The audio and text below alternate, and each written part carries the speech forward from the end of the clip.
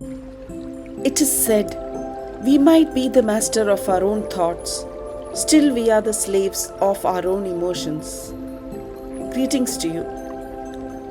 Emotions are powerful, but logic, the ability to make decisions using sound and rational thought processes, is something that may be missing from our life.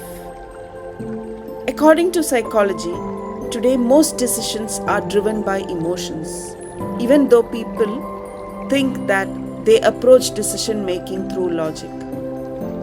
Emotional reasoning is a term created by Aaron Beck, one of the founders of cognitive therapy, and is the condition of being so strongly influenced by our emotions that we assume that they indicate objective truth.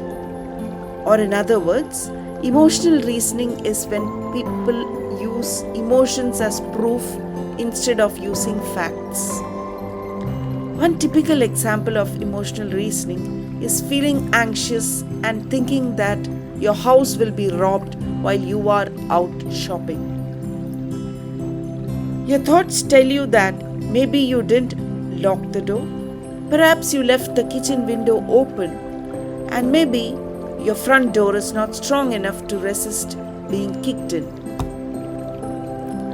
Your anxiety is so intense that you feel convinced that right now someone is robbing your house.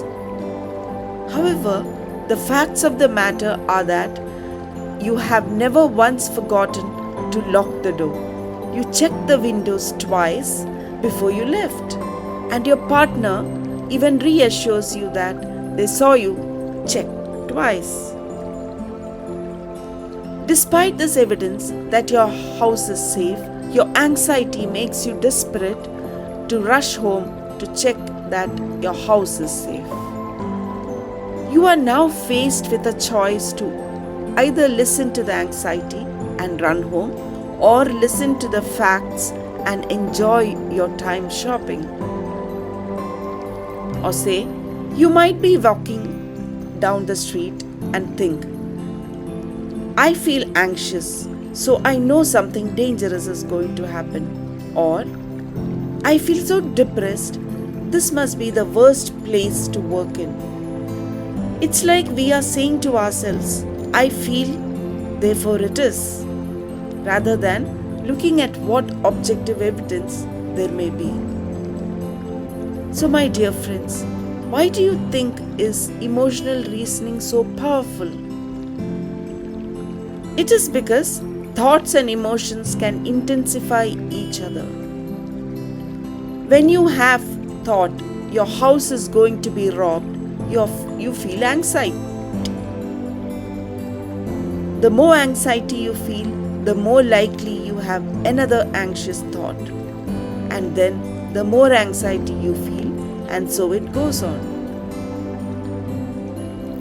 Aristotle said, anybody can become angry, that is easy. But to be angry with the right person and to the right degree and at the right time and for the right purpose and in the right way, that is not within everybody's power and is not easy. So the more intense your emotions, the more your judgment may grow clouded. The best decisions are made when there is a careful balance between emotions and logic. When your emotions are running high, your logic will be low, which can lead to irrational decisions. If you are struggling with emotional thinking, here are some tips to help. 1. Identify what you are feeling and relate it to the facts.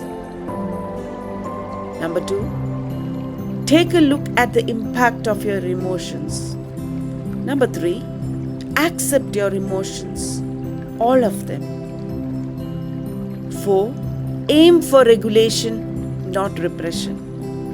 5. Keep a mood journal and end of the day try to write down your thoughts and keep monitoring them regularly. 6. Take a deep breath. Know when to express yourself. And 7. Above all, Give yourself some space. So, my dear friends, remember, emotions are the colors of life, while logic is the canvas on which we paint our choices. Mix wisely for a masterpiece of decisions and to create the canvas of your choice. Thank you for listening. Have a day filled with healthy emotions.